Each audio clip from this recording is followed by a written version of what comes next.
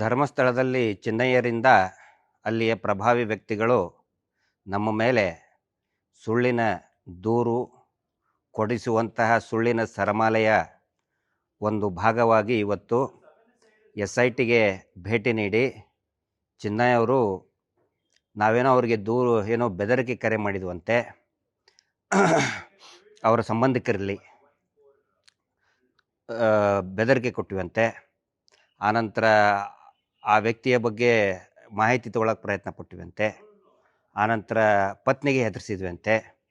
ಇದು ದೊಡ್ಡ ದೊಡ್ಡ ಸುದ್ದಿ ಮಾಡಿ ಅದಕ್ಕೆ ಇನ್ನೂ ಸ್ವಲ್ಪ ಏನೇನೋ ಮಸಾಲೆ ಹಾಕಿ ಅರೆದು ಹೇಳ್ತಾ ಇದ್ದಾರೆ.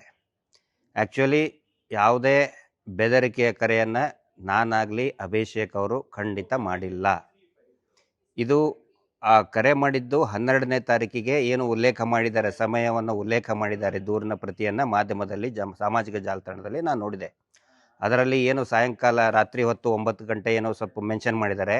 ಆ ಟೈಮ್ ಆಗಲಿ ಅಥವಾ ಯಾವುದೇ ಹೊತ್ತಿನಲ್ಲಾಗಲಿ ನಾವು ಕರೆ ಮಾಡಿ ಹೇಳಿದ್ದು ಬೆದರಿಕೆ ಕರೆ ಅಲ್ಲ, ಅದೊಂದು ಆತ್ಮೀಯ ಕರೆ ಆಗಿತ್ತು. ಅದರಲ್ಲಿ ಅಭಿಷೇಕ್ ಅವರು ಯೂಟ್ಯೂಬರ್ ಬಗ್ಗೆ ಮಾಹಿತಿ ಕೇಳೋದ್ರ ಸಲುವಾಗಿ ಕರೆ ಮಾಡಿದ್ರು.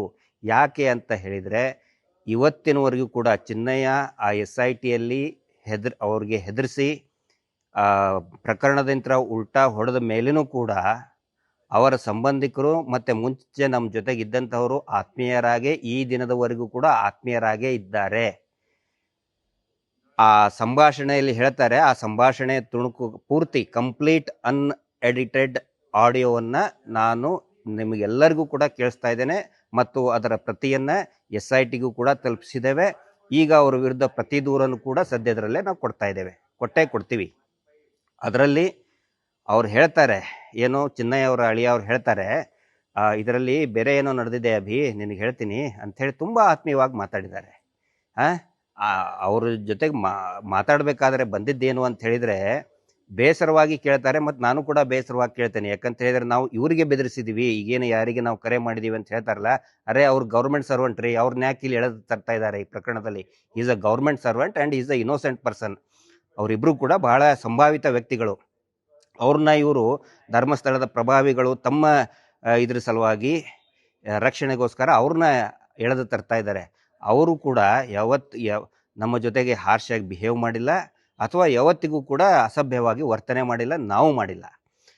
ಅದರಲ್ಲಿ ಅವ್ರು ಹೇಳ್ತಾರೆ, ನೋಡಿ ಅಂಥಲ್ಲಿ ಏನೋ ಬೇರೆ ನಡೆದಿದೆ, ನನಗೆ ಗೊತ್ತೇ ಇಲ್ಲ, ನಾವು ಅವ್ರಿಗೆ ಬೆದರಿಕೆ ಹಾಕಿದ್ದೀವಿ ಅಂತೆ, ಆಮೇಲೆ ಅರ್ಜಿ ಹಾಕಿದ್ದೆ ಅವ್ರಿಗೆ ಗೊತ್ತಿಲ್ಲ ಅಂತ ಹೇಳ್ತಾರೆ. ಆನಂತರ ಇದೆಲ್ಲ ಸುಳ್ಳಣ್ಣ ಇದು ಅಂತ ನನ್ನ ಮುಂದೆ ಹೇಳ್ತಾನೆ, ಇದೆಲ್ಲ ಸುಳ್ಳು ಹೇಳಕ್ಕೆ ಕೊಡ್ತಾ ಇದ್ದಾರೆ ಅಂತೇಳಿ ಅವರ ಇನ್ನೊಬ್ಬ ಸಂಬಂಧಿಕ ಅವ್ರ ಬಗ್ಗೆ ಅರ್ಜಿ ರಿಟ್ ಪಿಟಿಷನಲ್ಲಿ ಕೂಡ ಉಲ್ಲೇಖ ಇದೆ. ಅವರು ಹೇಳ್ತಾರೆ, ಅಣ್ಣ ಇದರಲ್ಲಿ ಆ ಥರ ಎಲ್ಲ ಸುಳ್ಳು ಹೇಳಿದ್ದಾರೆ ಅಂತ ಕೂಡ ಹೇಳ್ತಾ ಇದ್ದಾರೆ. ಅದರ ಆಡಿಯೋವನ್ನು ಕೂಡ ನಾನು ಈಗ ಪಬ್ಲಿಕ್ ಡಾಕ್ಯುಮೆಂಟ್ನಲ್ಲಿ ಬಿಡ್ತಾ ಇದ್ದೇನೆ. ಯಾಕಂದರೆ ಸತ್ಯ ಏನನ್ನೋದು ಜನಕ್ಕೆ ಗೊತ್ತಾಗಬೇಕು. ಇವರು ಬರೀ ಹಾಗೆ ಸುಳ್ಳು ಹೇಳಿ ಪ್ರಕರಣವನ್ನು ಯಾವ ರೀತಿ ತಿರುಗಿಸ್ತಾ ಇದ್ದಾರೆ ಅನ್ನೋದು ಪೊಲೀಸ್ ಇಲಾಖೆಗೂ ಕೂಡ ಗೊತ್ತಾಗಲಿ, SITಗೂ ಕೂಡ ಗೊತ್ತಾಗಲಿ, ಸರ್ಕಾರಕ್ಕೂ ಕೂಡ ಗೊತ್ತಾಗಲಿ. ನಾವು ಯಾರಿಗೂ ಕೂಡ ಬೆದರಿಕೆ ಅಂತ ಕೊಡುವಂಥ ವ್ಯಕ್ತಿಗಳು ನಾವಲ್ಲ. ಅದರಲ್ಲಿ ಅವರು ಹೆಂಡತಿಗೆ ಬೆದರಿಕೆ ಕೊಟ್ಟುವಂತೆ ಆ ಥರ ಕೆಲಸವನ್ನು ನಾವು ಯಾವತ್ತೂ ಮಾಡಿಲ್ಲ, ಮಾಡೋದೂ ಇಲ್ಲ. ದಯವಿಟ್ಟು ಎಲ್ಲರೂ ಕೂಡ ಈ ಆಡಿಯೋನ ಕೇಳಿಸಿದರೆ ಗೊತ್ತಾಗುತ್ತೆ ಎಲ್ರಿಗೂ ಕೂಡ ಇದು ಬೆದರಿಕೆ ಕರೆನೋ ಅಥವಾ ಆತ್ಮೀಯ ಸಂಭಾಷಣೆನೋ. ನೀವೇ ತೀರ್ಮಾನ ಮಾಡಿ. ನಮಸ್ತೆ.